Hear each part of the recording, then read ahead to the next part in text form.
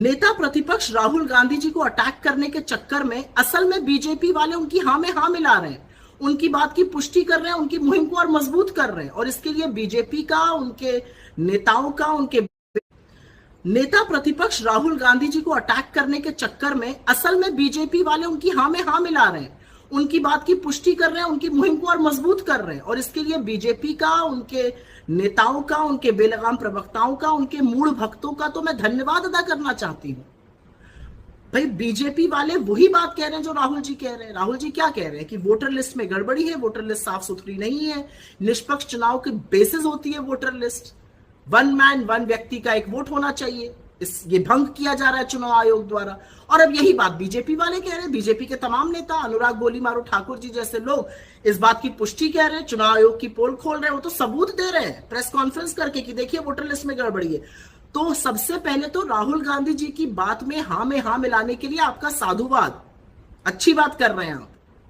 लेकिन एक बात पर थोड़ा मन अखरता है, और वो ये है कि जिस वोटर लिस्ट को स्कैन करने में हमें दिन ब दिन लग गए क्योंकि वो डिजिटल कॉपी हमें नहीं मिली थी, आपको इतनी आसानी से डिजिटल डेटा कैसे मिल गया? क्या चुनाव आयोग बीजेपी वालों को डिजिटल डेटा दे रहा है? मतलब मिली भगत तगड़ी है, लेकिन जो भी हो, जैसी भी मिली भगत हो, कलई खुलती जा रही है, पोल खुलती जा रही है चुनाव आयोग की, और अब पोल खोलने में बीजेपी वाले असल में हमारी मदद कर रहे हैं। तो इसके लिए साधुवाद है आपका।